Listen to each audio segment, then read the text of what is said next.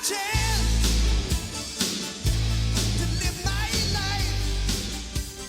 to go. Okay. Y'all ready? Yep, absolutely. Okay. Is your phone off? Yes, it is. Okay. Good job, Ben. All right. Mine too. Yeah. Now that I say that, yeah, I'll just triple check mine. So, all right. You always ask me, and I always say yes, the same thing. Yes, It's always I good. can take care of it. Okay, we're ready to rock them. Hey, everyone. Welcome to another episode of The Other Side of Addiction. I am your host, Al Richards, and we are joined here today by, do you like to go by Jordan Lee Holiday or just Jordan Holiday? Jordan Holdaway. Holdaway. So it's Holdaway. Yep, Holdaway. I always seem to slaughter last names for my some name is reason. one of those. Hey, my name is one of those. I get the telemarketers. Nobody ever gets it right. So That's kind of like, so we are also joined by my lovely wife today as the guest co-host, and people can't get her name right either because it's Jenann, and they're like Jenann or Jonna, or they never seem to. Our first granddaughter was able to say her name before I think my mom even figured out how to out of the mouth of babes, right? I know, right? Yeah. Right. So, guys, today we're going to be talking about method of character. Jordan's got one hell of a story to tell. You know, just like the majority of our guests, they come in and, man, life has taken them down a different road. And we were talking before the show even started, you know, about character, but also the choices that we make in life, right? Because a lot of us could go through the same type of thing in life. Some take a choice of going one direction, other takes a choice to go a different direction. So it really is about choice. Now, Jordan, gosh, you know, we've even had people come on, and this is something I had a toss-up with for a long time, is people would say, oh, it's all about choice. You know, and I disagreed. And I disagreed for the reason that I don't believe anybody wakes up and says, I'm going to be an addict. No. Or I'm going to be an alcoholic. No, it's something that you build. It's something that you build. Now, as time goes down the road, there is choice involved with it, right? Yeah. However, I'm just a true believer at the beginning, it's not the choice. I mean, yeah, we chose to go whichever direction, but, I mean, you didn't choose to go to prison or be an addict. No, right? That was certainly not on the goal list. Right. You know, but you have guidance, right?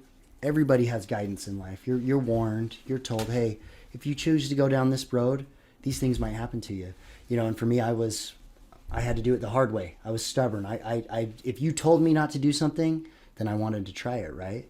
So I think that there definitely is, you know, guidance that you get from life, whether that be your parents, whether that be mentors, teachers, anything in life. There's always the pull this way or the pull this way, and letting you know.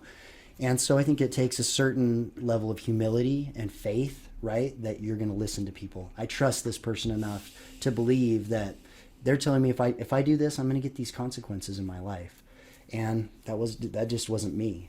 And so then you journey down some paths, and you build addiction. It's something that becomes, you build it brick by brick. Right. And then it's something that's bigger than what you can just turn off or turn on, right?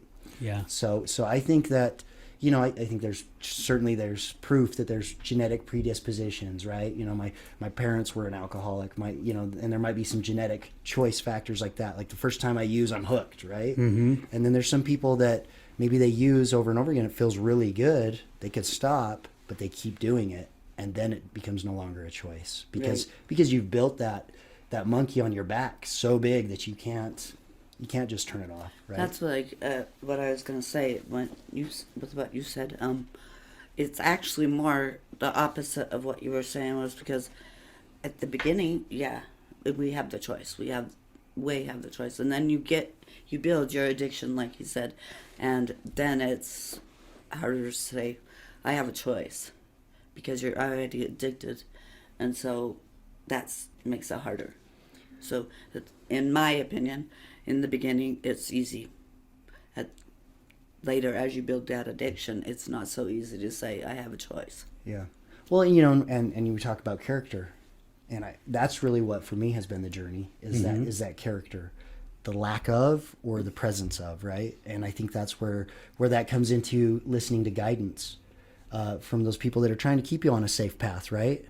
And my character was lacking in some of those areas, and I had to do it my way. I had to be my own authority. I had to, you know, if you told me not to do something, I was going to do it out of spite in a lot of ways. Yeah. And so that character piece, I think, lies in there, right? Why are some kids, when they're younger, why do they listen to their parents? Why are they just like the respect, those things? Those are character attributes, right? Mm-hmm.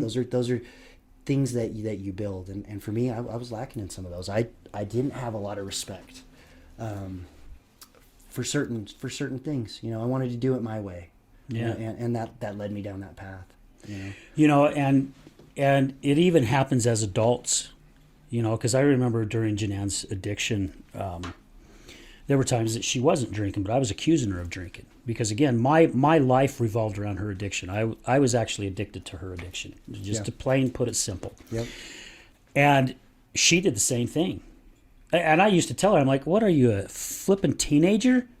You know, because I'm like, and she's even admitted, she goes, I just figured I'd just rebel. You were accusing me of it, so might as well prove you right. Yep. Well, and So I'm isn't gonna do that it. key time too, Right? Those adolescent years, those teenage years. That's when you're building that character. Yeah. That's when you're defining who am I going to be. You know, and you said I didn't choose to go to prison. That wasn't on the goal list. Right. But I didn't listen to the guidance of, if you want to accomplish this goal, if you want to do this, you need to be this type of person. I thought I could be the type of person I wanted to be, that selfish, that let me experience this, let me get this stimulation going on, let me focus on these kind of things that I've been warned are gonna hurt me, and I'll still get to that goal of this is who. No, it took me right to where everybody told me I was gonna go. It took me there, you know. Yeah. And that's that thing that when you say, you know, are you a teenager? Well, we get stuck in that, right? If we don't grow out of those adolescent years by making the right choices, you stay kind of stuck in it till you can get yourself out of it with whatever help you need to do to grow up.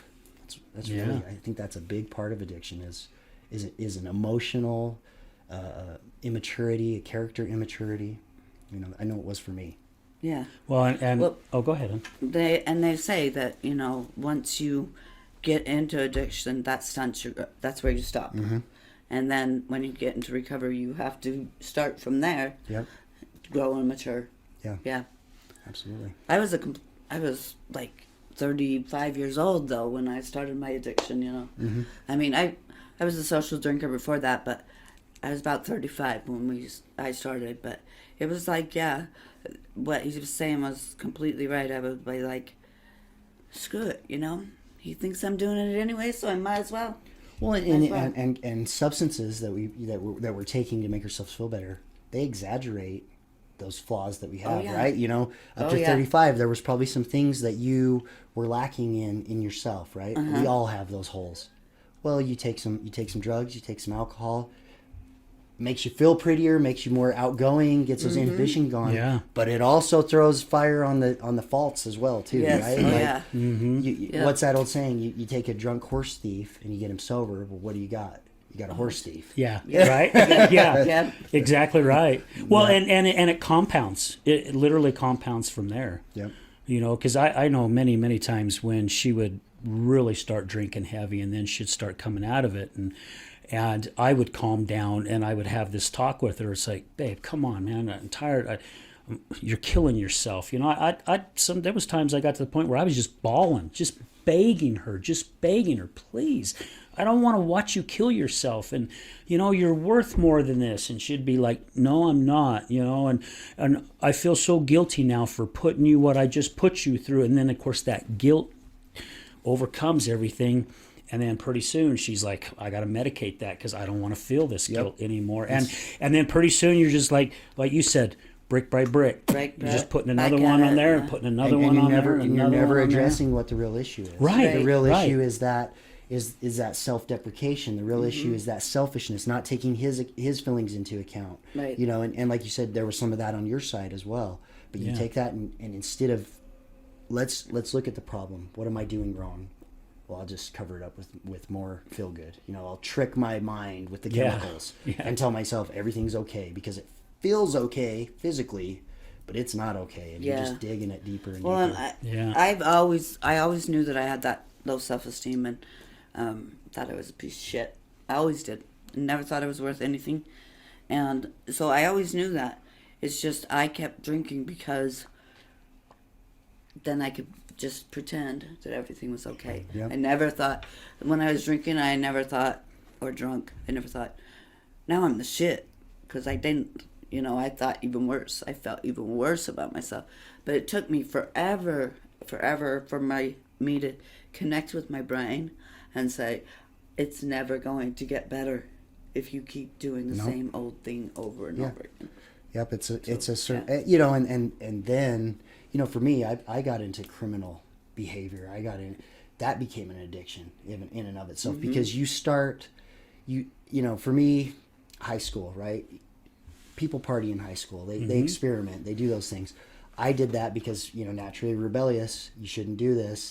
The dare cop at the school is telling you this is bad for you, and I'm like, well, then why are people doing it if it's bad for you? It doesn't make sense. So I'm going to have to try it out for myself. I'm not going to take your word for it. And you go down that road, and you have the friends, and you know you're going to parties, and you're experimenting, and you're doing stuff, and I liked how it made me feel. But then people grow up, right? If you have some character, you have some decisions, I'm going to move this way in life. And I saw that fork, one of those forks we talked about in life, those high school age, you know. I kept on partying. I kept on seeking out that counterfeit feel good. Yeah. Instead of the other things. And I watched as friends of mine, you know, they went off to college. They went and started families. They chose a career that they were pursuing. Some of them went on LDS missions and stuff, you know. But some of us stayed in that realm, and you know, that is that thing. That was that part of me that was like, okay, not time to grow up. This feels so good that I don't have to care about life anymore. And I started going down that path. So those friends start separating, right? They start pursuing responsible lives. They start, you know, mitigating the feel goods, and they start saying, okay, it's time to get serious and sacrifice and work hard and do these things. And I didn't do that. Yeah.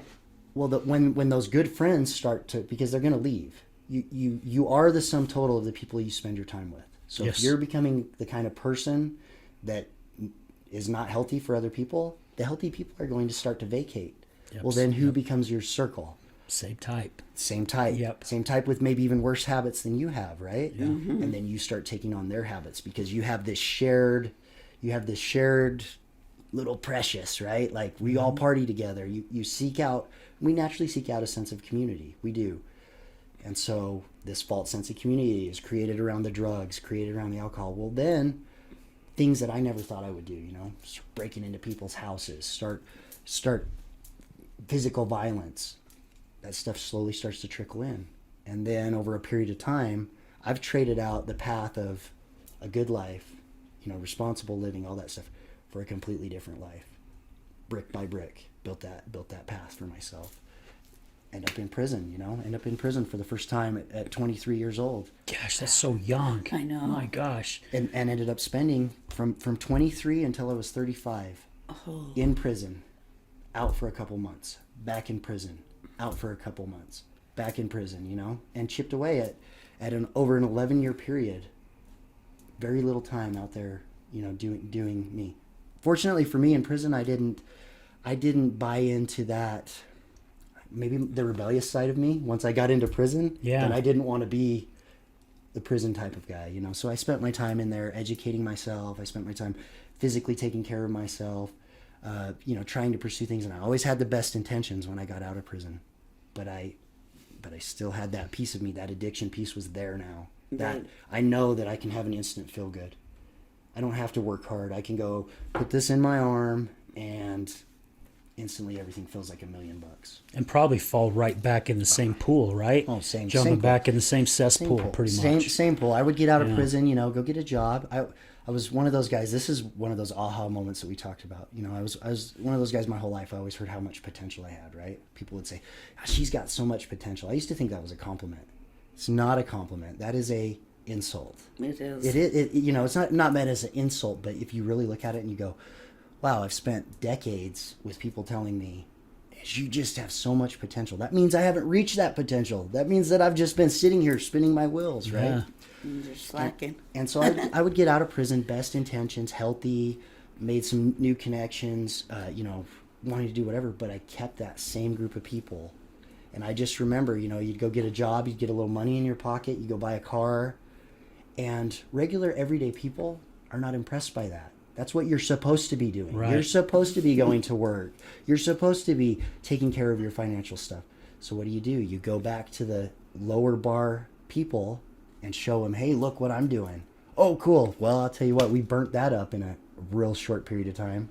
I bet. We ate up any and right back to it, right? Yeah. And you just get stuck in that pattern because character's lacking. I remember I had a sponsor in AA. I had gone and bought a car, thought it was real flashy, and he was a good sponsor. He was a guy that was hardcore. And I remember showing up to the AA meeting, and I wanted some accolades for the car I had bought, and he didn't care. And I remember that moment inside of myself that I was like, huh. And it was a couple days later, I'm rolling back into the hood where I know that, and the homies all come out. Oh man, that's sick, right back into the cycle. Wow. Because you're seeking That validation, a basically. validation for something that Outside you should be validation. doing anyways. You Right. should be doing these things. You should be taking care of things. You should be keeping your word, keeping your commitments. Yeah. You shouldn't get a pat on the back for that. That's what everyday people are doing all the time. But because you want that, you're addicted. You're addicted to And isn't it crazy how, humans were naturally built that way, right? We want that hug. We want that attaboy or attagirl. Absolutely. Because it does. It makes us feel good. And isn't it crazy how hard we try? Because, for years, I tried doing that with my dad. My dad thought, I was the lazy ass and I did everything half-ass. And it's like every time I went and got a new job, I busted my ass. I was always advanced very, very quickly, and I'd be like, I'm a foreman now, or, I'm a supervisor now. I'm in management, and he's like, yeah. And I was always looking for that validation. Yeah. And it's crazy how much of our life we lose by looking for that validation, when really, even though it's nice to get it from people, it means a lot more, I think, coming from ourselves. Yeah. When I do something that is maybe for someone else, or even if I do some small little thing for me, man, the feel goods that I get from it is just like way here. Yep. I think Clay even said it when he was here. He's like, giving back and doing service work, that's my new high, man. And he goes, and this high is a hell of a lot better than the other high by a ton. Well, and you just have to get that, it takes a while to get that regulated. Yeah. My time, I spent 4 years at the Other Side Academy as a student, and it was not an easy path for me. There was definitely a lot of old habits, a lot of belief systems, stories I told myself about how life worked that I had to beat my head against and break about myself. Yeah. And one of them being that validation piece was that I would do good things if I would get credit for it, right? And that's where that drug addiction piece falls in, because drugs make you feel good. They replicate that endorphin rush of I'm doing the right things, I'm doing this, and at a level that's huge, right? So you flood the system with that, and all that chemical stuff that we all know but that was part of it. Is I would do good things as long as it was going to be recognized, and I had to learn how to do good things for the sake of just doing good things. Right. And that was a path. That was a struggle, that was a struggle for me. And what I've learned today now is one of the commitments that I made while I was at the academy was to quit calculating. That was me. I was Mr. Calculator. What am I going to get out of this? How is this going to work? Quit calculating the next right move and just do the next right thing. Well, all that stuff, the pats on the back, the recognition, they all come eventually. Oh yeah. When people know that you are you're doing the right thing, they can count on you. In this moment, here's the options. He's got, A through D that he can pick from. He's gonna make the right choice. I can count on this guy to make the right choice. That's that accolade, right? Yeah. To know that the people around you know that they can count on you. And what's cool is when that starts to change, then the people in your life, you can count on as well. Because how many years did I spend surrounded by people that could do absolutely nothing but help me kill myself, and the same for me to them. That's the only relationship that we had. I ran the streets with a decade with people I don't even know anything about them. I don't even know their real names. You know, we had handles that we'd call each other. Yeah. I don't know if they have brothers, sisters, right? And I'm making life-altering decisions with these people and them with me. We don't know anything about each other except we get high together. Yeah. We do this little fake thing, right? And so that was a huge journey for me. Dave was, just such a great mentor in my life, like a father figure to me. One of my best friends today. He has a lot of kids. Oh man, and to go from that relationship of where he was like a mentor to me, and trust me, he broke me down. He broke me down, and it was hard, but it was what I needed, And today he's one of my best friends, but he helped me with that path. Anytime I would seek that validation, he would take it away from me. He would take the opportunity away from me to abuse, just like drugs, to abuse the ability to help other people for my own personal gain until I could get it, that I'm going to help those people for them. Yeah. And the ripple effect of that, well, and I'll tell you what, Al, my life is better today than it's ever been when I make it about, we've got this goal to accomplish, right? The goal is to help people. The goal is to make the world a better place. Yes. Rather than see what I can get out of it. And now I have things for myself that naturally just come. There's an abundance, right? There's an abundance that occurs when you're creating good for other people. Well, and your decision making is much clearer. Anyway, it was for me. Yeah. A little bit about my story. I worked for this manufacturing place for 24 years, and I put everything I had into this career. I was the lowest paid mechanic, and within a short period of time, I'm in management, and spending 3 years in Kentucky getting the plant up and going, and it was my life. And I really thought I was this really amazing man. I really did. I really thought I was right here. And when things started kind of changing, and then about the last 6 months I was there, I was getting to where I really didn't even like going into work anymore for the first time in 24 years.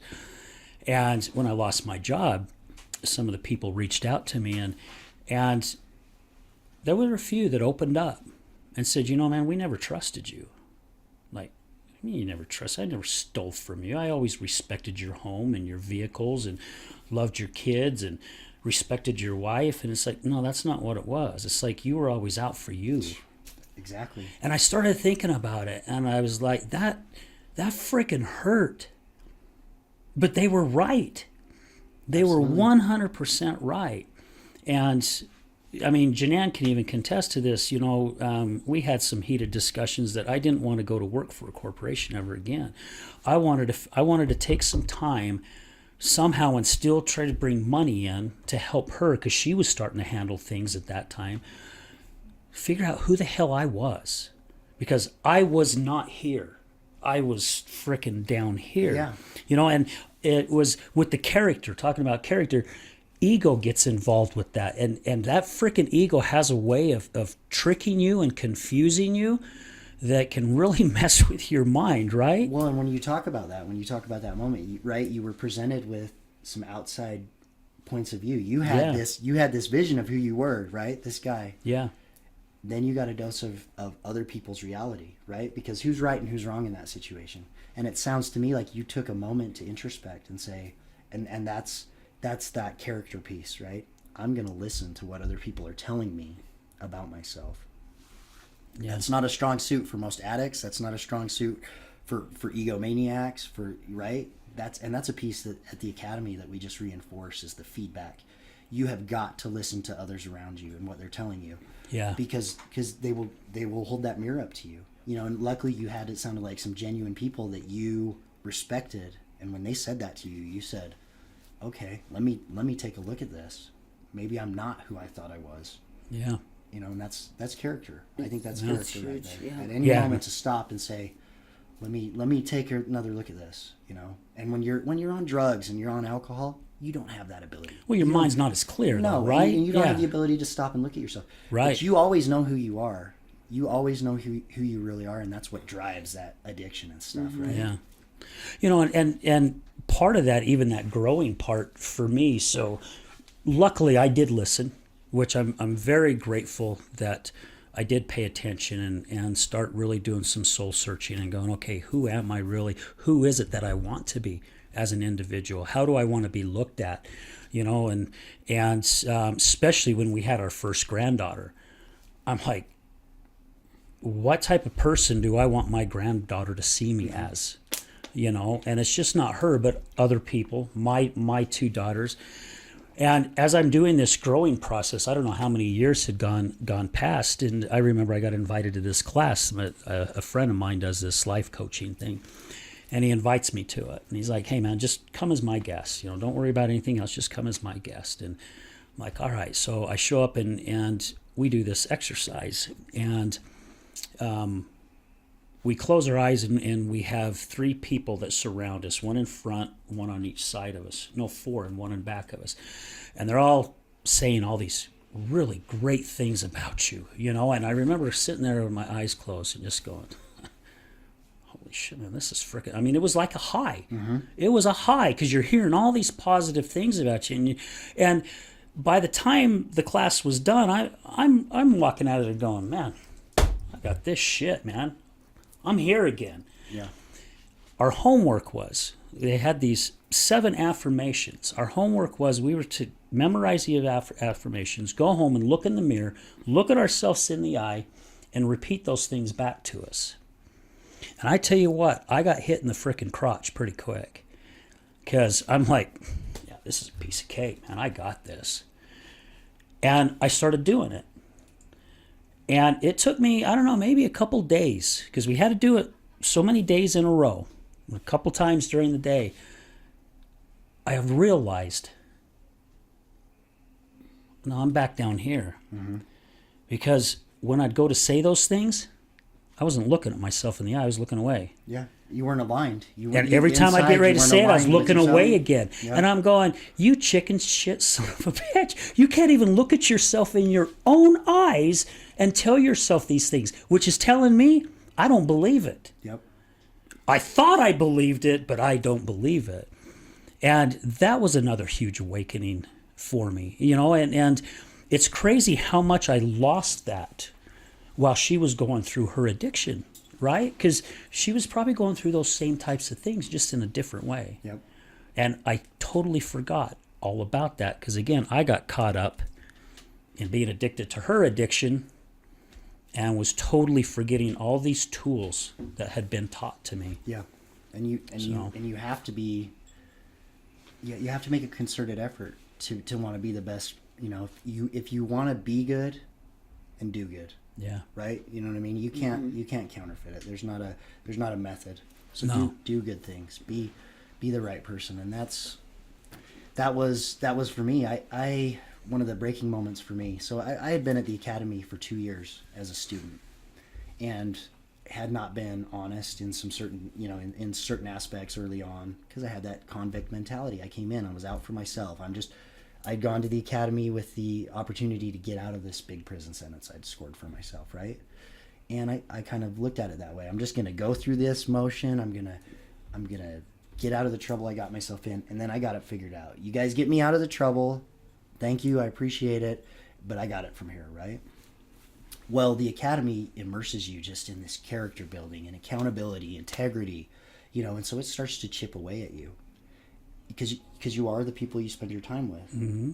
But that core, like you're saying, couldn't look myself in the eye. I wasn't being real with myself. But things had started to change. There were good things happening in my life, right? But this core was still kind of this black, nasty. Dave said, "You've got stage 5 cancer, and I'm going to cut it out of you." That's what he said. He did too. I could hear him saying it. But at about 2 years into the program, I had assumed a lot of responsibilities. I was going through the daily motions of doing things, but I had lied about some stuff, and I had allowed other people to lie about things while I was there. We had been contracted up, as we call it. You enter into that contract. I'll let you kill yourself, and you let me kill myself. And at the academy, the drugs and alcohol are removed. So really, it's not about I'm going to go overdose in the closet, but it's the same action that you're mm-hmm. committing, right? If you're lying, if you're not being accountable, and you're twisting the truth, and you're just not being that 100% real person, then that same attribute is going to carry with you when you leave that place. Right. And you're going to go out and find the same situations. And so at 2 years, I had to start over. I had to start over my program. I had to go right back to the beginning. And I remember in that moment, you know, Dave had become a mentor to me. He had become somebody, but I had let him down. And I had not just let him down, I had let the organization down. Because the nature of the academy is that you come in there, you assume a role. They're going to teach you how to become a better version of yourself, but you're also going to contribute, and you're also going to help create this entity that's going to help other people do the same thing, right? So if you get knocked out of that because of your choices and your behavior, you're leaving a hole that other people have to fill, right? So I let people down. And I remember the look in Dave's eyes was this look of disappointment. And he told me, "You've disappointed me. You've disappointed me as bad as anybody in my life." And that look in his eyes was the same look that my mother had, women in my life, employers, teachers, right? That's that look. We all know that look. When you have people have had faith in you and you let them down again. And I saw that look in Dave's eyes, and I knew it from so many faces, right?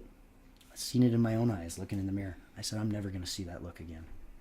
And that was that moment. That was the aha. That was it. I said, I will not allow myself to do things that I will ever have to see that look of disappointment in other people's eyes, right? And that's not saying that, you know, I'm going to jump to every expectation and do these things, but I will never, out of my behavior, let somebody down. People will know that I will do everything I can to do what I say I'm going to do, and I will know what I said I'm going to do I really mean today, you know, and that's changed my life. And it was a 4-year process of that, and it's still going on now. You know, Yeah. I went to the academy almost 7 years ago. Every day is a learning experience. Every day is, but that moment where I said, look, I will not let myself be less than that. I talked about that commitment of quit calculating the next right move and just do the next right thing. Another commitment. Just let it go. Yeah, another commitment that I made while I was there, and this was not a strong suit for me, was that I will surround myself with people that will hold me accountable. That wasn't me. A big part of my drug addiction, I got into dealing drugs. I got into that whole lifestyle. I was the king of the trailer park, you know. That was I loved it because as long as I had that sack of dope in my pocket, I had a whole cadre of people that would tell me what I wanted to hear, do what I wanted to do. Never those guys at your work that told you, hey, we don't trust you. I didn't have anybody telling me that because I served a purpose. That sack of dope, you know, that I could give to them. Right. And so it creates that false narrative, that false thing. And so that was one of my commitments, is that I will surround myself with people that will hold me accountable. I have a girlfriend today I talked to, you know, about Tiffany. Completely different than any woman I've ever pursued before in my life. My old me, number one attribute that I loved in a woman, stay out of my business, let me do what I want to do. Right? And we'll be good. And we'll be good. Yeah. Right? Not today. I have a woman that, oh man, she's up in my business all day, every day. And I'm grateful for that today. That was not something I was grateful for. The old me hated that. Hated it when somebody would tell me how it was. Because I wanted my reality to be manifest for me, right? Yeah. Well, no, I love that today. And I work in an organization that has the Other Side Academy, by me working there, has a super strict code of conduct, right? Like for me to continue to work there, there's not only, hey, stay free from drugs and alcohol, but there's some other things about how you're going to live your life. And some people could, you know, the old me would have looked at that as, oh, this could be overwhelming. This is too much for me. Yeah, this is oppression. No, I'm grateful for that today. Yeah. Because freedom, true freedom, is not doing whatever you want to do. True freedom is discipline. Mm-hmm. True freedom is control. You know, harnessing those inhibitions, those desires, all those things about your life, so that you can accomplish more than you could if you were just, you know, like a fire hose going off all over the place. Right. That's a good way of putting it. You know, Jordan. We all need that those outside voices. Yep. Right. The ones who, you know, have your best interest, not because of anything else, but have that best interest. You know, when you were telling this story and talking about this, if you go to a bowling alley and it's kids' night, they got those bumpers right? Oh yeah, I love bowling. So now you're talking my for you're adults. talking So my I used to language, be a right? big time bowler. So I used to bowl like 4 nights a week and almost went, amateur and all that fun stuff. Yeah. But you know, as if you don't have those bumpers, you go and you do a mistake, you're in that gutter, and that gutter basically is this size, and you just go straight until That's where you the fall ball's into going. the pit, That's where right? the ball's going. Until you fall in the pit. Yep. The bumpers basically is when you're surrounding yourself with the right type of people that really give a shit about you and want to see the best for you. You got those bumpers, and when you start veering off, you hit that bumper and it brings you right back into the lane again. Sometimes it might take you over the other bumper, but it still brings you back over to the center of the lane again, All right? is not lost. All is not lost. And you end up where you want the ball somewhat where to go. I mean, you're knocking pins over, right? You're not going into a dark pit Right. from a gutter. And we all need that. And again, I really do believe that a lot of us, we go off that path, whether we're in the addiction realm or not.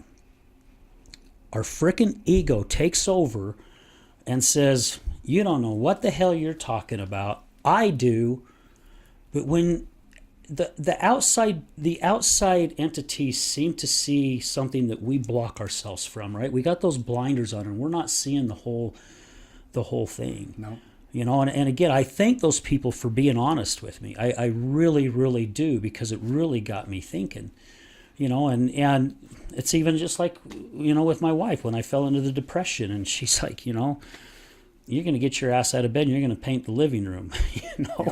You know, it's, you're better than this, you know, and I was beating myself up going, no, I'm not. Look what I just did. You know, I just destroyed everything that I worked my ass off for 24 years, when really that's where life was going anyway. Yep. You know, and I wasn't even really in a good place in my life at that time. I really, really wasn't. I thought I was, but I wasn't. Yeah. So when we do start hearing these outside voices, man, for our listeners, I would say pay attention to them. Yeah. You know, pay attention, listen to what they're saying, as long as it's people who you know are in your best interest. Well, absolutely, and people, you gotta have mentors that have something that you want. Like you look at them and you say, I like this about this person. And we do that on the negative aspect too, Yeah. right? I didn't become a drug dealer and a felon and all the things that, you know, a multiple ex-convict. I had to start modeling that behavior, right? It wasn't overnight. I didn't walk out and all of a sudden I'm committing felonies and it just happened. I saw people, like I said, that circle of influence changed. Yeah. Because I lost the responsible people. They started to pull away because I wasn't listening to them. Right? So then the voices die down and you start seeking out other people. So it works on the negative side as well as the positive side. So like you say, you got to find those mentors that are really like, that's where I want my life to go. And then you need to listen to them. Not just hear them and like, oh, those are cool. Yeah, he's a good talker. That makes sense. Listen to it. Try it. Do it. Experiment. You've got to follow the directions, right? You try to bake a cake and you leave out some of the ingredients, or you don't even have the ingredients that they're calling for, it's not going to turn out the way that it's said. And I mean, that's just it, to have people, and then you become one of those people. You become somebody that can tell other people, that guide other people, and that draw those claws of addiction in you to make you feel better start to disappear. Today I don't go through any deep moments of questioning, am I going to use today, or you know, I don't have those. I don't have those, you know, thoughts come and go like a breeze of like, oh, that, you know, that looks like that might be fun for a minute, but it has no draw over me. Because today I know, like, I'm a good person that is surrounded by good people doing good things. Why would I want to lose any of that? Right. And those claws, they lessen and they lessen and they lessen, and then they let go of you. But if you let up, if you stop following that guidance, those ingredients, you quit that, they'll come back. They'll come back because you have to have something. Yeah. Yeah. You have to have something, a purpose, you know? Like you said, the baby steps with you of painting the house. A purpose started, a good thing, a constructive, contributing activity, right? Yeah. You had to start where you were at. And now look at you today. You know. Oh, yeah. Yeah. Who would have ever known? You know, and again, it just started with those baby steps, you know. when her son was living with us, you know, and he was getting to where he was getting ready to finish high school, and it's like, well, what do you want to do? And it's like, I don't know. It's like, well, just pick something. Pick something.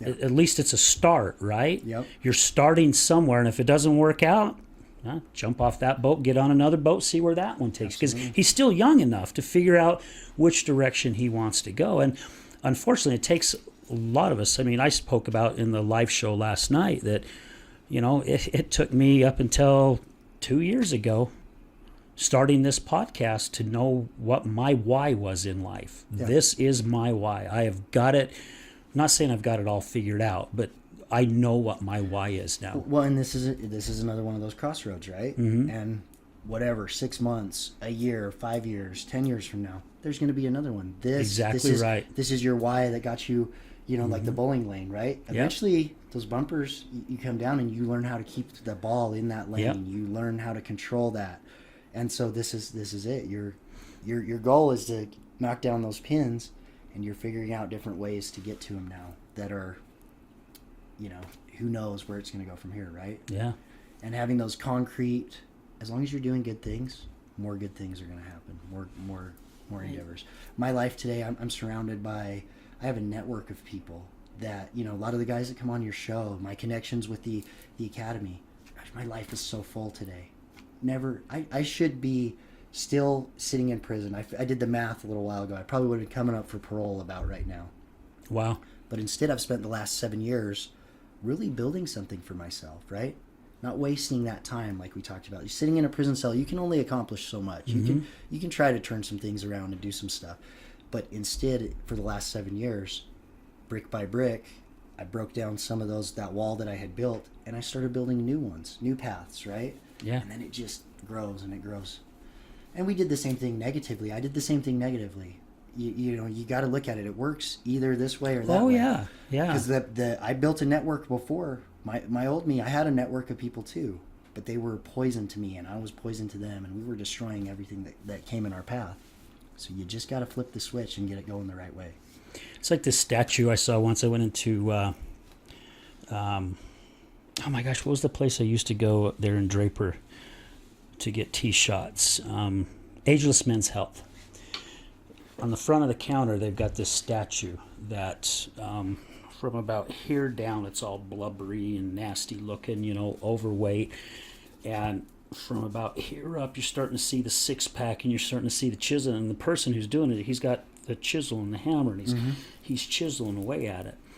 And it's like what you were just saying, Jordan, that, you know, we built that brick by brick in the wrong way by letting ourselves get to, you know, I weighed 198 pounds when we got married. I've never, ever weighed that much. You know, I just completely let myself go in a totally different direction. And slowly but surely, one day you wake up and you look in the mirror and you're going, holy shit, right? Mm-hmm. And then that aha moment comes and you're like, okay. Well, again, I think a lot of people give up too soon because of the work it takes. It took you work to get there. You just don't realize the work that you put into it to get there. When you're trying to change that, it seems more overwhelming than it was to get there, right? Yep. And slowly but surely, but if you start just slowly chipping away, you know, next thing you know, you start seeing something in you. And I've said on this show, I don't know how many times, there is no finish line when it comes to bettering yourself. That's just how I look at it, whether our listeners agree with it or not, or agree with it. There's no finish line. You know, I have goals that I want to reach, and I know as soon as I reach those goals, there's going to be another goal. Yep. You know, because I don't want to feel stagnant, because once I do, I'm going to fall right back into that same pattern that I've worked since 2009 to get my ass out of. And I will continue to go that direction because, again, that's where my mind is at. And Jenann and I have talked about this. The people who have come into our lives, you know, especially the past 5 years, I would say, maybe 6 years. I guess. Well, it probably Well, for you, for it's different than me, yeah. The people that have come into our life, man, I am just so flabbergasted, to be honest with you. I mean, just like in awe. You know, I sat here, I get emotional talking about it. I sat here in a room full of some of the most incredible freaking men that and to me are just amazing individuals. And I've said it many times, I get to do that every Thursday sitting in a studio, you know, with people like yourself. It's just amazing. Yeah. You know, and I had friends before, and people who I thought were really, really good friends. And we did barbecues together, and we were always there celebrating the birth of our kids together, and birthdays and holidays, and we worked together, and, you know, and then when that's pulled out from underneath you, like Ron Duncombe said yesterday, or Ryan said, the rug gets pulled out from underneath you, and next thing you know, you're on your knees. They're no longer there. They serve that purpose in your life at that time. Mm-hmm. And when you do start changing your mindset and you get rid of that stagnation, if that a word is a stagnant or stagnate, how would you properly say that? You're always correcting my English. I guess would work. Anyway, I think that's right. it's if it's not, hey, we just created we just created a new word, everyone. Then things all of a sudden start changing. You know, and like you said, the right people start coming into your life, and I'm just amazed that how many times I've walked over to a door and it's closed, and next thing you know, someone's opening it for you, and you're like, "Holy cow! Yep, man, I'm here." You know, and you walk into another door, and it's like the room just keeps getting bigger and brighter. And each one of those every doors single time creates more options for you. Some options you didn't even think of, right? Right. You know, like you said, I'm at a place right now. This is my why. A door might open tomorrow that you're like, no, this is my why. This is my why, you know? Yeah. But all good things. And like I said, it works that way on the negative too, right? There was always people opening doors. If we were on a self-destructive cycle, if you're moving in a self-destructive manner, you're going to find those people that are going to help you destroy yourself quicker too. Absolutely. And you're going to be one of those people to other people as well. Yeah. So it really is, you know, that character. Who am I? Which direction am I moving? And what does that look like? It's gosh, man, this is cool. I appreciate like being here today, right? This is my life today. Involved in good things. Involved in, you know, being at the academy. I work as the general manager of our construction company. You know, I was able to go. I had some construction skills, and I have some management, you know, potential of who I was. And as I chipped away and built that character, you know, I said, hey, I'd like to do this. I'd like to pursue this option. You know, and doors opened, like you're saying, doors open. And now my day is, you know, I'm getting to teach guys how to vocationally learn construction skills, but also in that environment of character building at the same time, because that's our number one goal. Yeah. You know? Before the construction side of things, our number one goal is to help these guys become the best version of themselves they can be, while learning those skills at the same time, man. And my life is full. It's good. Well, I can tell you that they're doing something right there, because everyone we have met that's come from the academy, I tell you what, man, I'd hang with them all freaking day long. Yeah, and I know they would have my back in the complete right way, and I feel I would have theirs in the same way, because they're just my amazing. family today. Those are my peers. Those are the group of, and it's been cool, you know, to get there. I got there really early on, you know, not necessarily right at the start, but very close after the start, and have got to watch the place grow, and have got to watch people grow. And you know, some of the people that I started there, I've watched some of them, their paths go back in that wrong direction. But those of us that have stuck around and made this our lifestyle and stuff, oh man, you know, like I have, like I said, people I can count on, and people that can count on me, and the synergy that happens there, right? Things that are accomplished. I should be sitting in a prison cell still, you know, waiting for people's court to come on about right now. You know what I mean? And Judge Judy. Yeah, you know, that was the. But I love today it's you know, and watch people's lives change. And I was telling you earlier before the break, my girlfriend, we brought her teenage son. You know, she had been distant from him for years with her addiction. And we went through the program together. She got her life together, and the time came, okay, it's time to bring the son back in. Had no plans on being a father figure. That was not on the goal list, right? Like my why? My why has changed in quite a few different areas. But man, to be in a place where I can step into a role like that, and I can be a positive influence, and what you learn from that as well, right? Like trying to help this kid be the best version of himself he can be. Yeah. helps you just keep being the best version of yourself you can be, right? Absolutely. I can't ask him to do something that I'm not willing to do myself. That sounds like something you've said before. Yeah, it has, My huh? kids. Yeah. Yeah. Well, guys, we're going to take a quick commercial break, and when we come back, we'll come back and we'll just hear a little bit more, and then end the show. I was counting on doing a commercial break like 18 minutes ago, but this conversation was so kick-ass, I didn't want to stop. In all honesty, I just wanted to keep this thing going, and because it's really good stuff. And again, you don't have to be in the addiction world, to have this kind of life and figure things out. And again, we all need it, right? The addiction can give you maybe give you a little bit more gratitude. Yeah. Yes. For what this means, when Yeah. you've gone down that slide. But the directions are the same That's for exactly everybody. right. You know what I Yep. mean? The Yeah. directions are the same. You want to be a good person. Yep. You want to have a good life. Do good things. And don't be ashamed to have a mentor or listen to someone else. Because I tell you what, mentors have mentors, and that mentor has a mentor. Yep. And it's like some of the greatest athletes in the world. They have coaches for every little aspect, and then those coaches have coaches.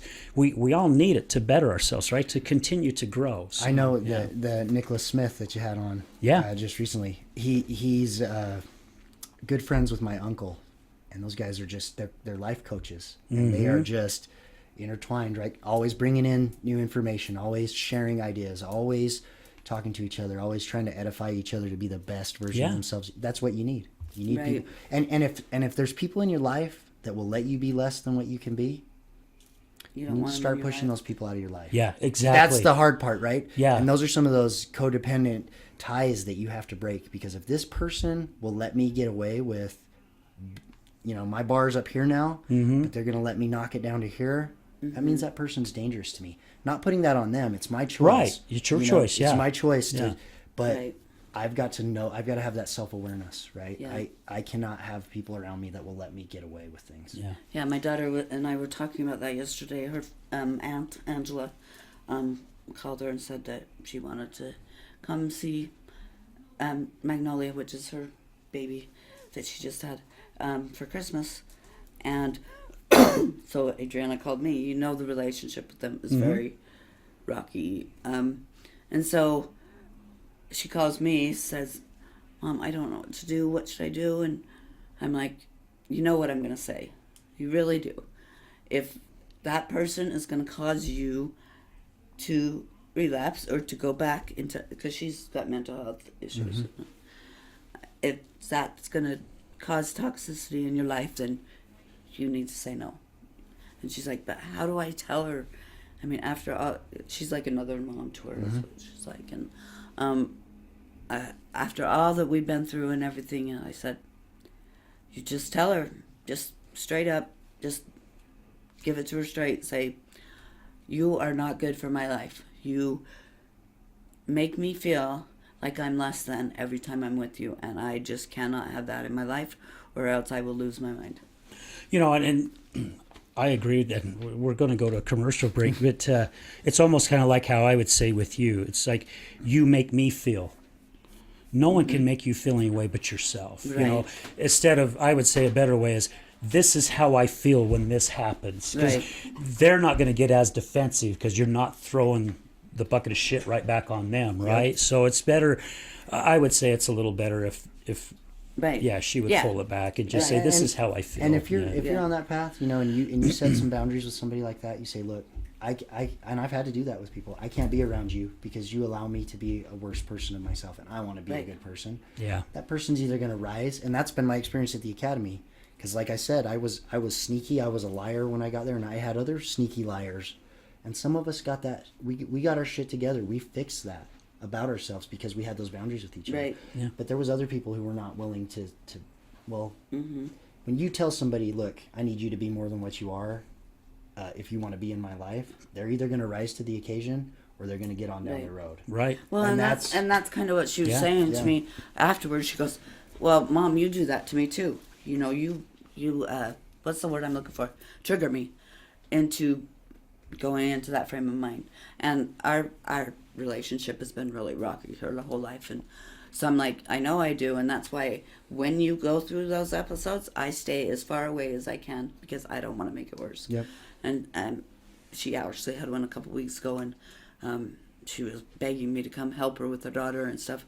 I went one time and helped her, but after that I was like, I tried not to call her. I tried not to, and it was so hard for me because I was so worried about her and my granddaughter and everything. But I just stayed separated as much as possible because of the past that we haven't worked through together. It triggers her, and my kids can do the same to me. You know, Yeah. There's times, and I mean, especially when she's going through one of those episodes, I have to be away from her for my own safety. Yeah, it because triggers I don't you. want to get triggered into relapsing. Yeah. Because that's how I dealt with them. You know, so every time it gets bad with my kids, I'm like, sorry, but I'm gonna have to take some time away from you, and it's worked for me for the last 2 years. So Yeah, it's hurtful, but it does work if you're protecting yourself. So Yeah. Yeah. A little bit of hurt in the moment because the yeah. uncomfortability is a lot better than the bigger consequences of Yes. a negative outcome. Right. Staying in Absolutely. it. absolutely. Yep. Well, guys, we're going to stop for a quick commercial break. Stay with us. We'll be right back. Have you ever been in a car accident? Do you know what to do after being in a car accident? Are the insurance companies going to take care of you? Hi, I'm attorney Rick Heaton with the Law Office of Bobby Udall. I will help you through the process and answer all of these questions. I give every single client my cell phone so they can talk to me whenever they need. Let me deal with the insurance company so you can focus on getting better from your injuries. Call me at 385-330-0226. Again, my cell phone number, 385-330-0226. Don't call the insurance company first. Call attorney Rick Heaton at 385-330-0226.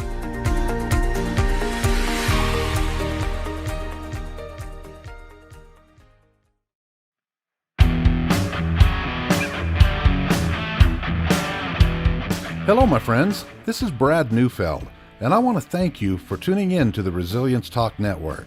You can listen to my show, Resilience, every morning, Monday through Friday at 8 a.m. Mountain Standard Time. On my show, we will be discussing what it takes for you to overcome the day-to-day challenges that all of us face in life, as well as some of the devastating ones that may lead us to feelings of hopelessness and despair. It's my goal to provide you with the tools and skills that you need to overcome anything that is thrown your way. To find out more about my show, visit our website at www.resiliencetalk.com. That's www.resiliencetalk.com. And as always, until we meet again, go for everything that you want in life and make it happen.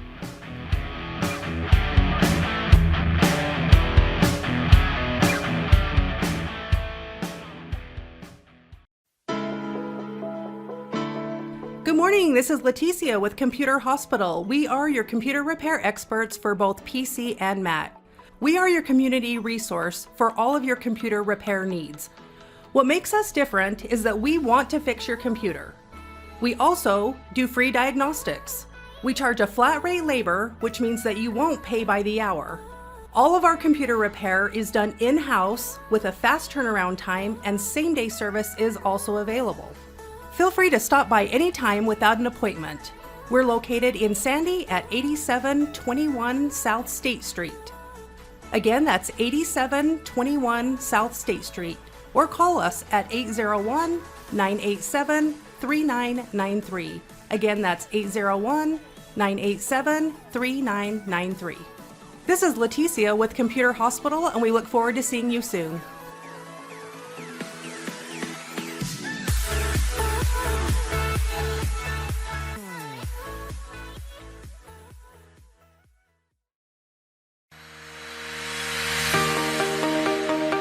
Hello there, this is Brad Neufeld with the Resilience Talk Network, and I would like to introduce to you Taffy Town, one of our newest sponsors. Let me introduce you to Derek. Hi, I'm Derek from Taffy Town. We're proud sponsors of the Other Side of Addiction podcast. Taffy Town is a family-owned and operated business still operating in the Salt Lake City area for over 100 years. We manufacture some of America's best saltwater taffy. What makes Taffy Town stand out from all of the others? We have a unique recipe, a whipped style recipe that incorporates egg whites, evaporated milk, real sea salt. It's a unique product that is flavorful, melts in your mouth. And the best part is we probably have a flavor for anyone's liking, a flavor for any reason, for any season. We have unique flavors like chicken and waffles, maple bacon, frosted cupcake. New this year was a pineapple ghost pepper flavor. That's awesome. Where can people find out more about Taffy Town and all of its products? You can check all of this stuff out. All of our products are available for sale on taffytown.com. We ship for free from our website, so all of our pricing on there is shipping included. Oftentimes we offer special promotions and discounts to our loyal customers, so do be sure to sign up for an account, and we look forward to seeing what we can do to make you smile with our taffy. Where are you located? We are currently located at 9813 South Prosperity Road in West Jordan, Utah, just at the foothills of the Copper Canyon mine. Derek, taffy has always been a great gift to give. What are some of the creative ways Taffy Town can help say thank you to others? Yeah, if you're looking for gift ideas, whether to say thank you to friends or family, or maybe to your clients after such a difficult or successful year that you've had, you could look no further than to get a gift idea from taffytown.com. We offer prepackaged gift boxes that say that it's saltwater taffy from the city of the Great Salt Lake, and it tells a little bit about the history of our community and making candy for so long. You can also do customized gifts to pick out just the right flavors or colors of candy for that special someone, and deliver even a personalized message in that box to them. So please feel free to check out taffytown.com for any gift ideas this season. Thank you so much, Derek. Please visit taffytown.com, that's taffytown.com, to find out more about the products and services that Taffy Town offers. You won't be disappointed.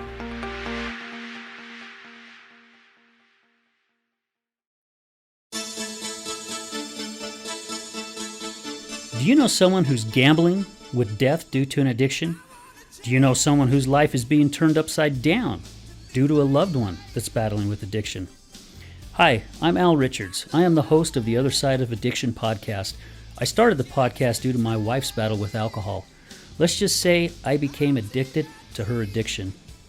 Our podcast is helping people understand a little more about those who have battled addiction and those who are hurting from their addiction. Through raw vulnerability, we share stories that help uncover the root causes of addiction.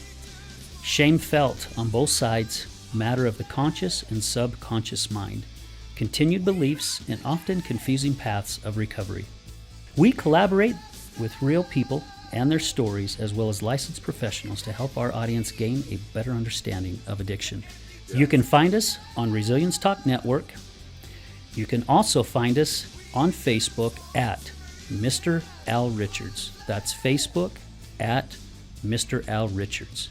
You can also find us on YouTube. Just look up the Other Side of Addiction podcast.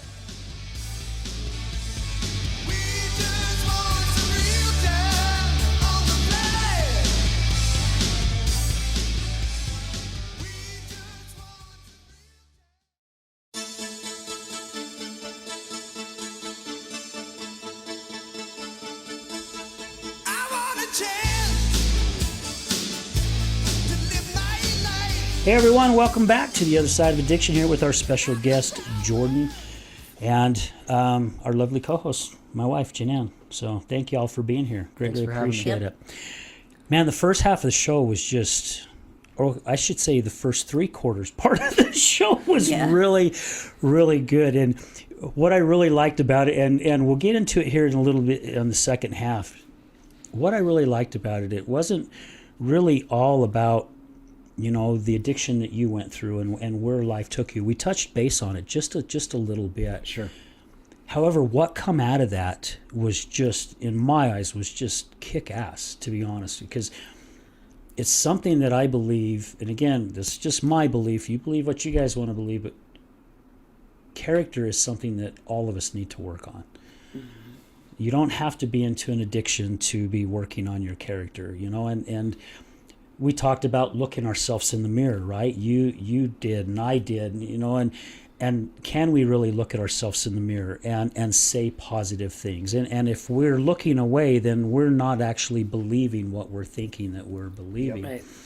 So I believe working on our character on a constant basis is something that every single one of us as individuals could do, because as we're doing that to better ourselves, you touched base on, you said it quite a few times actually, Jordan, how many other people we're helping. And really, most of the time, I believe not even realizing we're even frickin' doing it. Because when we're holding ourselves right, that energy transfers over to the other people, just like it does if it's in the negative way, right? The more negative we bring into our life, the more negative that's going to continue to go through our life. The more positive we bring into our life, more of the doors open, and instead of opening up a door in a room that's dark, we're opening up a room that's full of light, and it just seems to get bigger and better. And and one of the key components is that is not minimizing the impact of your actions. That was one of the huge things that I had to look at about myself, because we what's the big deal? You know, we talked a little bit about that before the show. I would look at it, what's the big deal? I'm only hurting me. You do you, I'll do me. Yeah. But it doesn't work that way. Whatever you do, whether it's good, bad, or whatever you do, whatever I do, it affects you. It affects Absolutely. you. And you cannot minimize that fact about life. You have to internalize and understand that portion, that it's not just about me. My choices don't just affect me. They affect the immediate world around me, whether from the small to the large. And looking at that piece is a huge, that's a character thing, right? Yeah. Mm-hmm. That's a character thing, because you understand when you're going about your daily life, this little moment, this little compromise I might make right now, nobody will know, it's not a big deal, but it does. It's like it's a seed, and it does affect everything. So being, that self-aware part and building that, because you are creating your path every second of every day. That clock doesn't stop until that day you're in the ground or whatever we're going to do. Yep. You're creating your path every moment of every day. Yeah. And that's so true, and impacting the paths of others. Oh, as yeah. you go along. Oh yeah, and the reason why that happens is because how many times throughout your life those paths intertwine, right? Yep. I mean, I know of times where maybe I have wronged someone, and you think they're out of my life now. You cross that path again, believe me, it gets in front of you, and then what do? But if you're building the right character and the true character and doing good things, who cares if those paths intertwine, right? And you may find that one of the paths that comes in front of you, man, somehow you help that individual to change their life in a very impactful way. You hear it all the time. You hear it all the time of how people have been up here, down all the way here to now they're here, and they're working their ass off to stay here to help others. Sometimes you're completely unaware. We talked about that validation part. Yeah. Sometimes just your presence and you doing the right thing, not because you want the recognition or the accolades, you can completely change other people's lives. Because think how many times in your life that somebody has influenced you and they were just going about their business, right? But you saw what they were doing. You saw how they held themselves. You saw the impact of their choices and you said, I like that. I'm going to do that. That's that consistency. That's that integrity. Be the same person all the time in every room. And we're all going to have compromises. There's all going to be times where we'll fall short in certain areas or whatever. But you have to be aware of that. And you have to, like you said, it'll manifest itself. People that you've wronged can even go past, wronging people. Characteristics of yourself that come up and you say, this caused me an issue. If you don't figure that piece out and memorize that, change that, make that an ongoing thing, it'll come back up again. Oh yeah. It'll keep and you have to remind yourself, this is what I do in these situations. And I don't like the outcomes. I don't like the outcomes for myself. I don't like the outcomes for other people. So I'm going to have to put the effort in to change that thing about myself. Yeah. You know, it's crazy how we look at things. There's this new movie that came out with Brad Pitt in it. Was The Train, right? Yeah, the Train, Bullet Train. the Bullet Bullet Train. Train, Bullet yeah. Train. You know, and as I was watching the movie and it's getting further into it, you know, Brad Pitt's character, he's looked at as the most unlucky son of a bitch there is, right? Mm-hmm. You continue to watch the movie, and that's just how he's perceiving that he is very unlucky, when literally he is lucky every single freaking time, Yep. right? He's looking at what that moment brought to him in life, and he's going, well, I'm unlucky. You know, I knew this was going to happen. Didn't get what he wanted. Didn't get but what got he what wanted. was best for him. Right. But got what was best for him. in the Right. end. And he wasn't opening his eyes. Yep. You know, and so I've done it. I've done it throughout my whole life. And I do my best now to really stop and think about, was this an unlucky situation? And we spoke about it last night in our live show, you know, with John and Ron and Nick and Ryan. It's like you had the rugs pulled out from underneath you, and you landed on your knees, and you're going, no, what's going to happen with life now? And not saying that my story is anything incredible, because it's really not, because there are people that have done this way, way before me. However, it's like sometimes you will find, I think the majority of the time, you will find out that when you've been in a life where you were at, just like with you, Jordan, there's a blessing so freaking big meant for you, as long as you are on that right path, right? As long as you've got the mindset going, hey, okay, I'm not going to let this stop me. I got knocked down. I'm going to get myself back up. I don't know which direction I'm going to go. I'm just going to start going. Yep. And just let's see where it goes, you know. And you don't always get to define that blessing, Right, too. That's, right. That's the part, you know, like your Yeah. analogy with the Brad Pitt movie. Yeah. Is and you were just saying earlier, this is my why now. You know, it's a blessing that you have what you have now. Mm-hmm. But you keep on the right path. You keep doing. I have a good life, and I'm able to accomplish some of the goals I have set for myself. Right? There's a checklist of goals that luckily have fallen into that. You know, I'm living my life good now. I have some ability to accomplish these things for myself.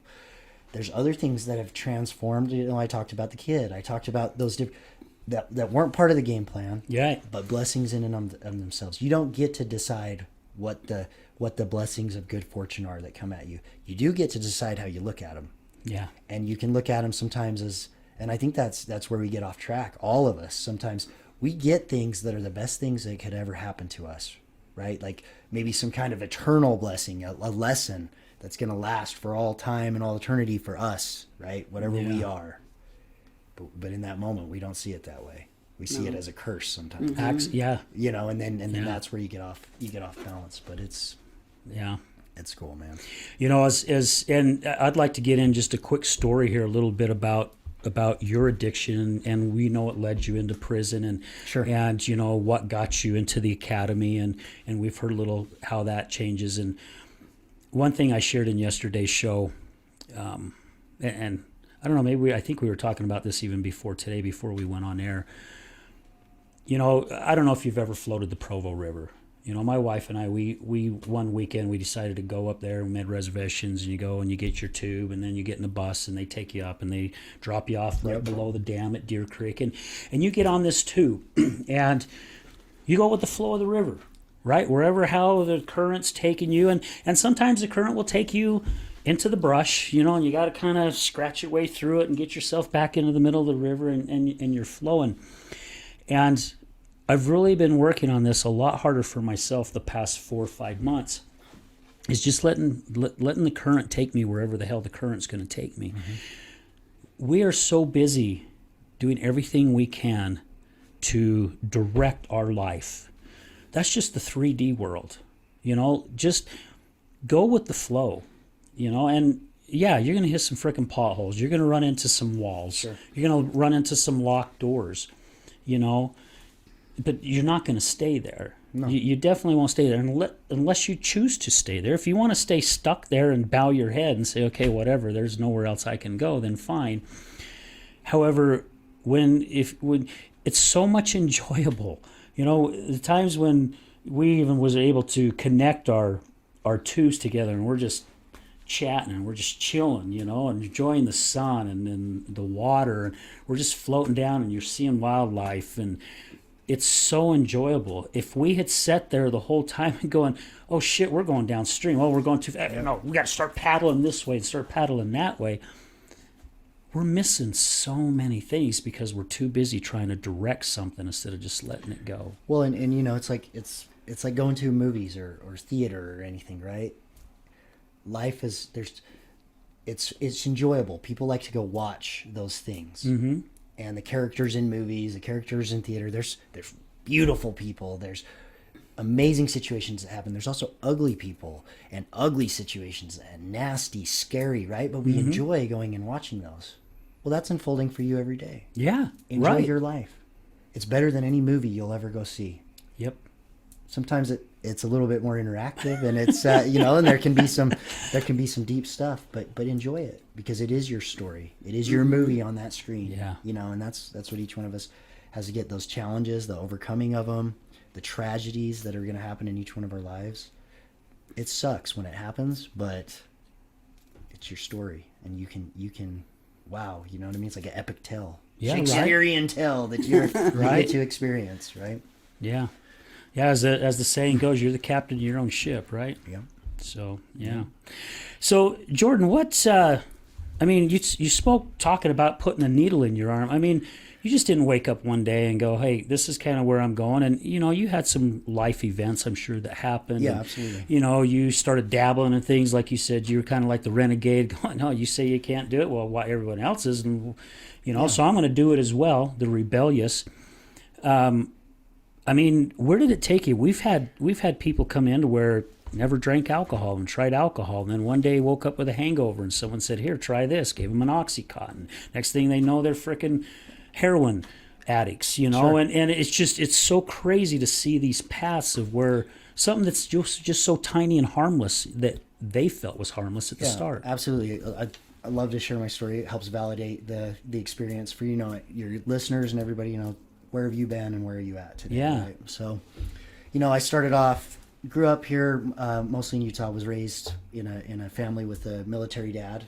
So we moved around the country when I was young. Mom and dad divorced when I was about 7 years old. Moved back here with my mom.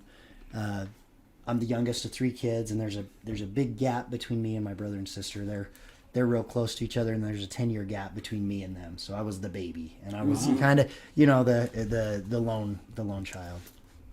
So we moved back to Kaysville, Utah. You know, small LDS community. Everybody knows everybody's business, and that type of thing. And probably one of the only homes that was a single parent home, maybe a couple in the ward, right? That's the LDS, you know, breakdown is the wards. And mom had, the reason why I was younger than my brother and sister, mom had an affair, and I was a result of that. So we're back in the ward, you know, where everybody knows this. And I didn't realize that at a young age that you know, that doesn't fit in with the LDS thing, right? You know, the peace, love your neighbor and all that stuff. Like, that's the message, right? And Yeah. the LDS Church is a great organization, and I think that it is, absolutely. But sometimes the people don't match up, right? And so Yeah, at correct. a young age, I was kind of put off by, like, to do as I say, not as I do. I'm watching as people are, you know, talking about not being judgmental or you know, I love everybody equally. And I wasn't experiencing that per se, but I was too young to understand that experience, right? Like, Right. too young to get what is going on here. And so as I grew up, you know, I always kind of felt like an outsider. I was kind of like an outsider in the group and community, would act out in certain ways, you know, probably to get attention, probably looking for that missing part of a dad being around, the not being connected with the community that says we're supposed to be super connected, you know, just kind of feeling that outsider thing. And so I was that kind of kid. I would act out for attention, and I would do things, you know, and mom being a single parent, it's a handful, right? Like, Oh, yeah. to raise kids, you know, working sometimes 2-3 jobs to pay the bills, to take care of things. She's got the older kids she's trying to get into college and do that stuff. So mom was a hard worker, taught me that, but kind of maybe left me with a little bit of alone time too, you know, to try to figure life out. Yeah. And so, I think some influences of mom trying to find a place to put me. I remember coming to summer camp in Salt Lake City, down from here, and hanging out with the inner city kids. And I think I gleaned some of their habits, you know, that kind of got me on that path of a little bit harder edge than what my family was, and the black sheep path.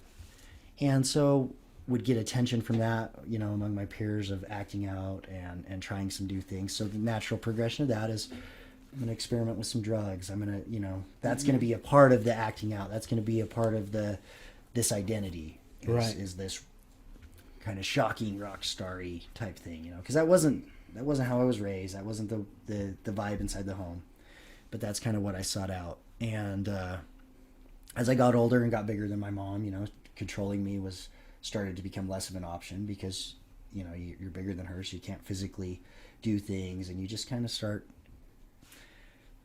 you know, it's I look back on it now, you know, and just, wow, you know, what I put her through and what I put myself through by not listening to her, right? The future consequences, like we talked about. Yep. So it started off, you know, smoking pot, drinking, had, you know, smoking cigarettes, just that regular path of things. Got into, you know, dropping acid and those types of things. And in high school, I was 16 years old. And I remember meth and cocaine and those kinds of things. Those were too much, right? You know, you got that snobby, we're potheads, we're natural, we're partying, Stoners. then whatever the situation presents itself, right? Because when you're experimenting and you're going down that road of addiction, it's only a matter of time till you're going to try this, you're going to do that, because that's what you're doing. I did meth the first time when I was 16 years old. In love immediately. Meth was the greatest thing at that moment that had ever happened to me. I mean, I can still remember that feeling. Wow. I can remember that feeling of that day. And wow, that was a new deal for me. And you know, like changing your whys, right? Went from pot to all of a sudden meth, right? Yeah. And the pot and all the other stuff. Yeah. I mean, you know, that was on the edge. That was the whatever. That was the fries. That meth was the hamburger for me, you know. Wow. And that was so that, I don't know, it just captivated me. It was that thing. And like I talked about, the behavior through high school continued to grow to where I'm experimenting a little bit with like selling drugs and that whole thing. And you start buying into this culture of drug addiction and criminality, and that starts to seep in, and the responsible people start going their way, and I just continued further down that path to where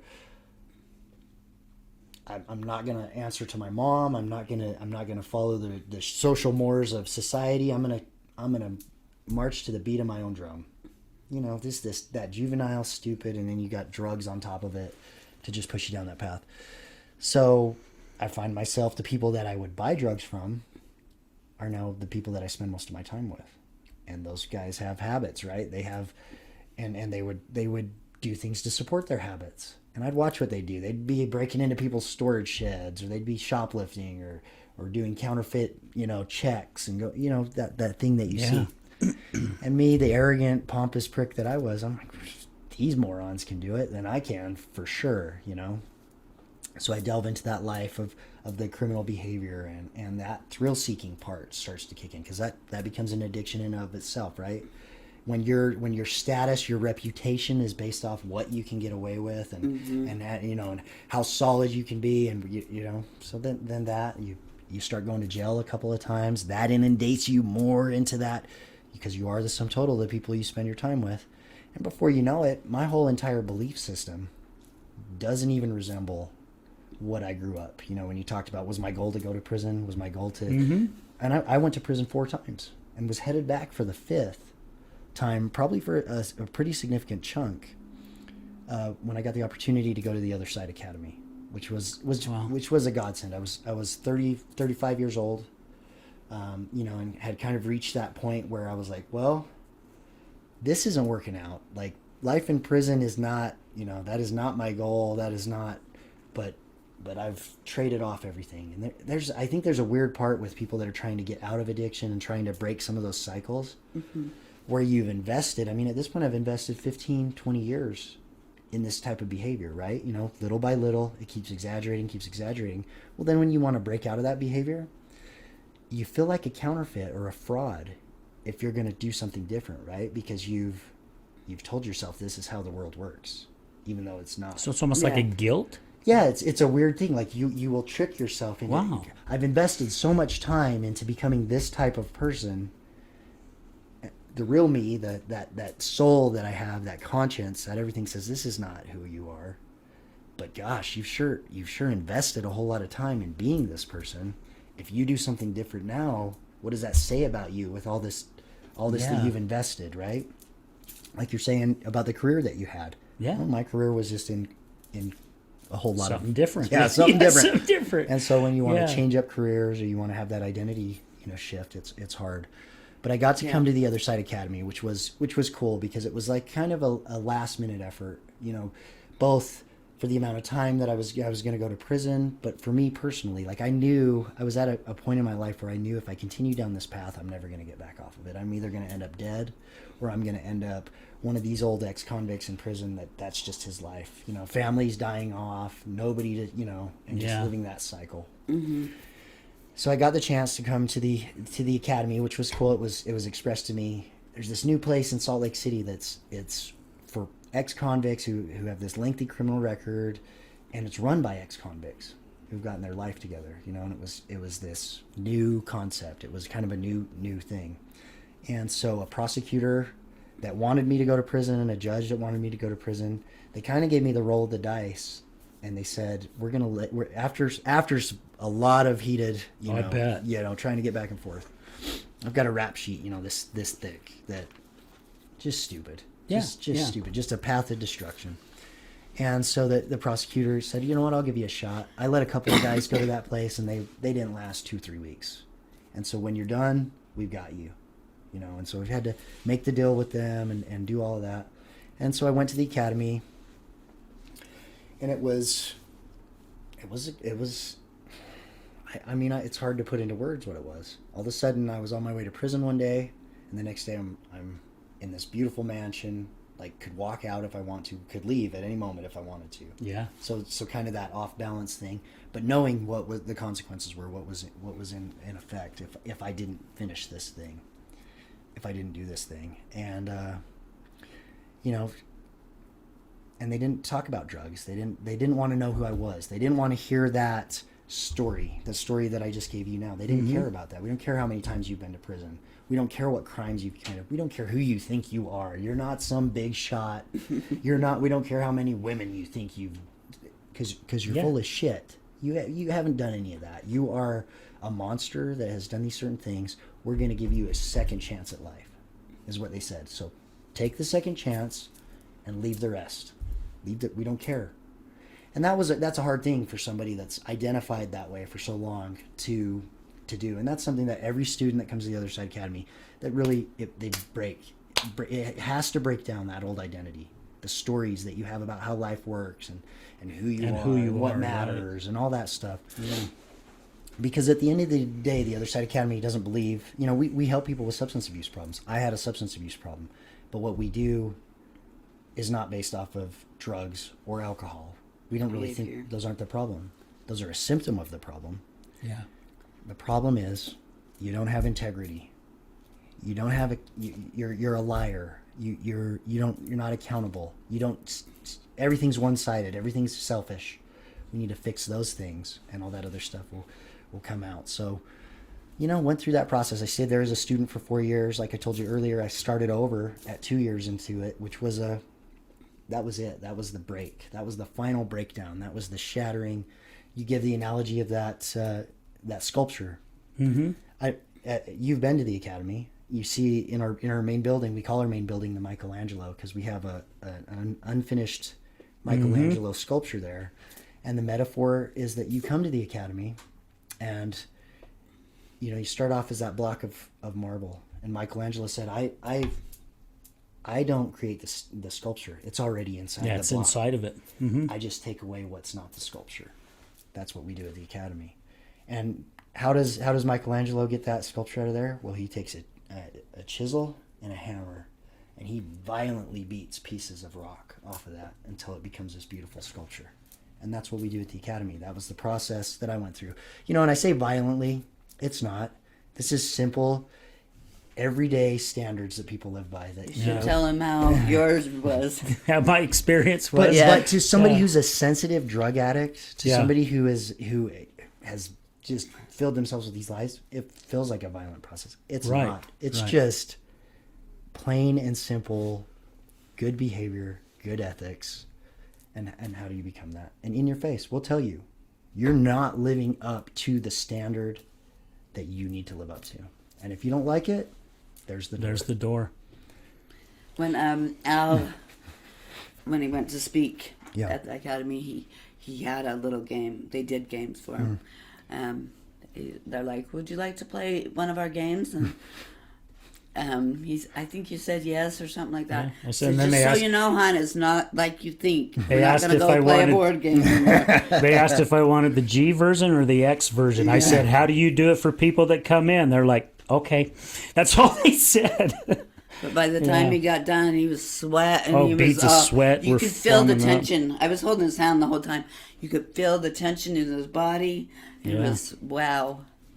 Yeah. Well, and you do that for, you know, the cool thing about the Academy too is one of our principles is self-reliance, right? That's what we teach people, is to be self-reliant. You shouldn't have mom and dad bailing you out. You shouldn't Yeah. have the government bailing you out. You should be taking care of you.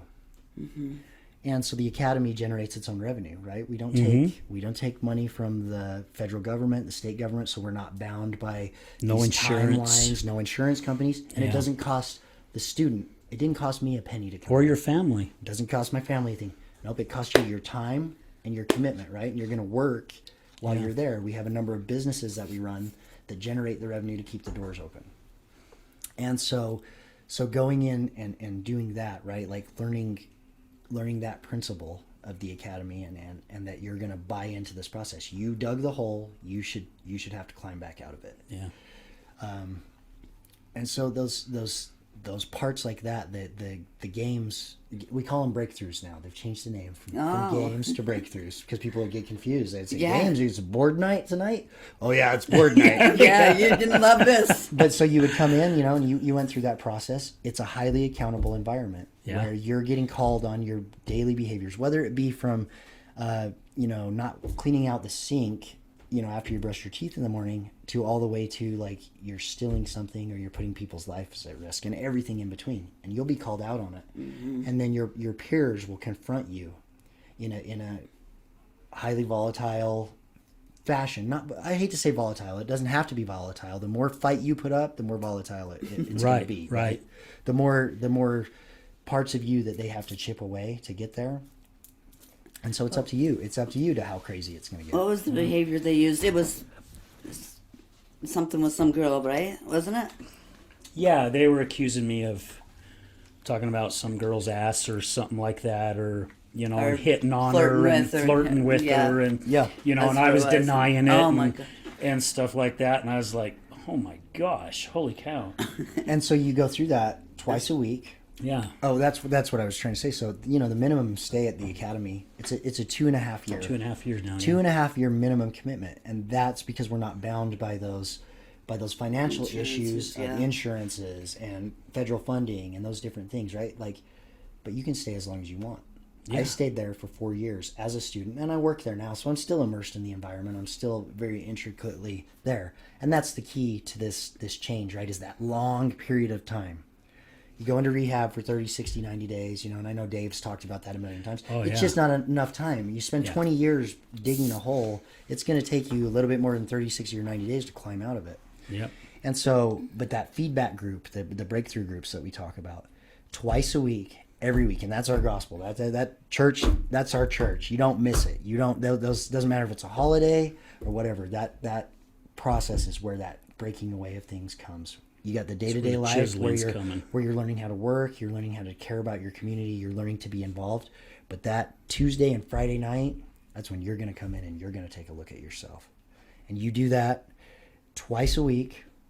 for a minimum of 2.5 years, sometimes 4 years, sometimes 5 years, whatever. And eventually it hurts at easier. first. It's hard, right? Oh, yeah. But then eventually it becomes who you are, and you can do that for yourself. And you also learn to surround yourself with people that when they tell you something about yourself, like you said, it's hard to separate. Okay, you're telling me I'm a piece of shit. No, I'm saying what your actions are right now, your behavior, they're shitty. You're not a piece of shit. You're not inherently worthless or anything. Right. But what you're doing right now is not okay. And so that changes you and becomes part of you, man. And it's been the greatest thing in my life to have gone through this process. The academy is about community involvement. It's about pro-social behavior. I talked about I was rebellious. I didn't care about the consequences of my actions. Yeah. It teaches you that there are consequences every second of every day. The things that I've talked about, those are the academy's principles that have now become my principles as well. Yeah. And that's what you learn is the solution to addiction, the solution to recidivism, the solution to all of these deep social problems that affect the community is a sense of reconnecting with the community, of being a part of, and caring about how That's what one of the things that I love about TOSA. I mean, it really is, because again, we all fall into that character defect, and it's something that we can all work on. And I really like, Jordan, that you said that, when you first go in there, you can go in there and you could have been the main gang member, and had all the shit and all the women and all the drugs that you wanted. But when you walk in that door, nobody gives a crap. Nope. I've said this a few times, Yeah. I don't care who an individual is. I don't care their religion. I don't care their sexuality. I don't care the color of their skin. To me, that's not who they are. Who they are is who they are as an individual, as a person. Yeah. What kind of love, what kind of integrity, what kind of person are they inside? That's what matters to me. Values. I could care less about Morals. any of that other stuff, because and it's been said many, many times, you get a knife and you slice our wrists open, that blood still comes out red. Doesn't give a shit who you are, what you are, where you came from, your background. It's still the same. And there's so many, just our world in general today. There's so many, whatever politics or religion or anything that you believe, all the chaos and all the stuff that's kind of going on in our world right now, whichever way you go with it, it all comes down to character. Yeah. If we spent as much time focusing on character as we do on all The these other political shit. Yeah. ideologies and these preferences Amen. and all this stuff, if every man, woman, and child spent their time worrying about character, most of our problems would disappear. Oh, yeah. Well, and then there... That's something I've said for years.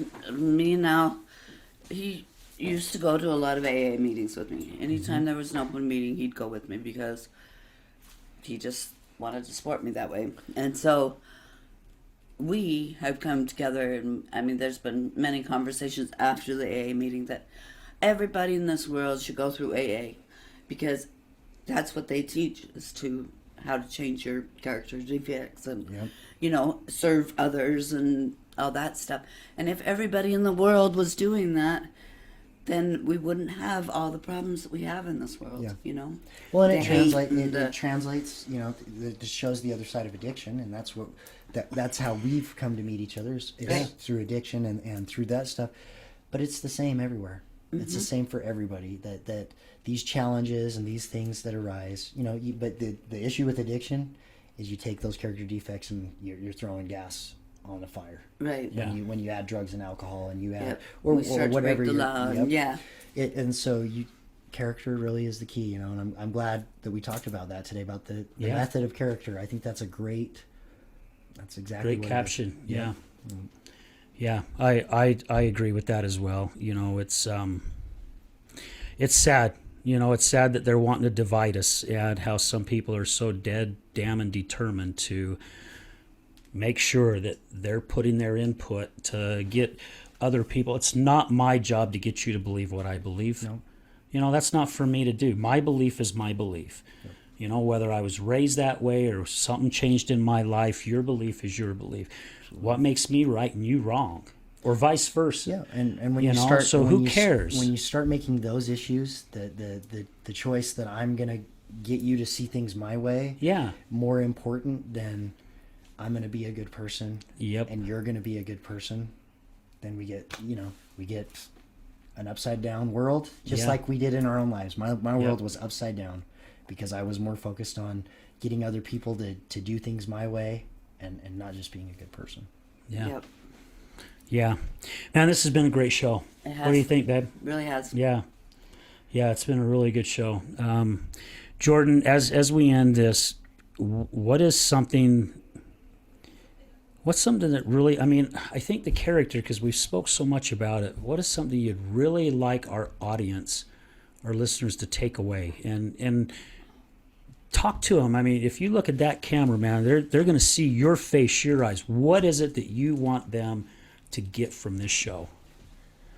Well, I think that the biggest message that I have is you are in control of your choices, and you need to make sure that you know the consequences of every small little action. And it's never too late to turn it around. It's never too late if you find yourself, you're sitting in a prison cell, you're out on the streets, you're putting that needle in your arm again, you've burnt every bridge that you have in your life.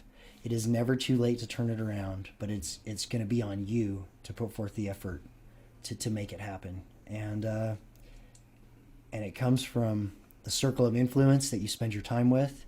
If you want to know who you are, look at the 5 people you spend most of your time with and ask yourself, is this who I want to be? As far as beating yourself up for the past, there's definitely some information from the past that you need to take. There's some hardcore information, but you can't go and undo the past. It's over. You've done it. The time for that was before it happened. So the time for tomorrow is today, and take a hold of your life, reach out, ask for help, and be willing to take the help that's handed out to you. You can do it. That's it. That was freaking great Yeah. message. Yep. Great message. And I love that you said, Jordan, about the past is the past. Jenann uses that quite a bit. And I like to use the analogy that, if this was a little eyedropper and it was full of water, and I stand over next to a river and I drop what's water's left in that eyedropper into that water's gone, right? Yep. It's now part of something bigger. It's going downstream. It's done and over with. You can't get that same drop of water that was in there back in that. So let it go. Yep. Let it go. So, babe, is there anything you'd like to share before we sign off? No? I think it was really great. And yeah. I enjoyed it. I do want to share that I really appreciate you asking me or telling me today, because it has been so long since I've been a co-host. So yeah, it has been. I've really had a good time. Yeah. So. Yeah. Great show today. The information, Jordan, that you shared was, it was exceptional. Yeah. Yeah, and we have found that pretty much from all our guests that come on. That's why I love doing this. Well, thank you for having me, and thank you for everything that you're doing to keep message moving forward for so many different people. And being one of those forks in the road, one of those connection points for people that are doing good things with their lives to keep moving forward, man. Thank you. Good luck with your mission and everything that you're trying to do. Thank you. Thank you. It was very nice to meet you. It was nice to meet We you see too. that it's going to go somewhere. That's our belief. We feel it and we believe it. We're already visualizing it, and that's a huge part, of it. So, guys, thank you for tuning in. Thank you for all your love, all your support, all our many sponsors, man. Again, all this is possible because of you guys, all our listeners, all our guests co-hosts. I could go on for another couple more minutes just saying thank you. I really hope you guys understand how grateful that we are here. Grateful for Resilience Talk Network, Brad and Mason, for your work and helping us all out. And tune in, man. If you hear one of our shows that you think someone that show or the message that comes across from our guests that could help somebody, don't spam people. We just ask, please share it with one person. Share and ask them to like and subscribe. It really, really helps us out. And you never know whose life you're going to change by doing that. And don't forget to check us out on Wednesday nights, 5:30 Mountain Standard Time. And we've got some good shows coming on. We've got Dave and Robin that's going to be coming in here soon and talking about a little bit more about the Other Side Academy. Gosh, we got USARA coming in. I think it's March. We had to reschedule them until March. We've got Clean Slate Utah coming in that's going to talk, hopefully to help people maybe get their their records expunged. And we got a young gal coming in from Idaho who this 13-year-old girl, man, I get emotional talking about her because I look up to her quite a bit. For her to be sexually assaulted at such a young age and then come out and start talking about it at such a young age is incredible. So I'm definitely looking forward to that show. But guys, thank you again for everything that you do. Love you, appreciate you, and remember, addiction is giving up everything for one thing, and recovery is giving up one thing for everything. We're out.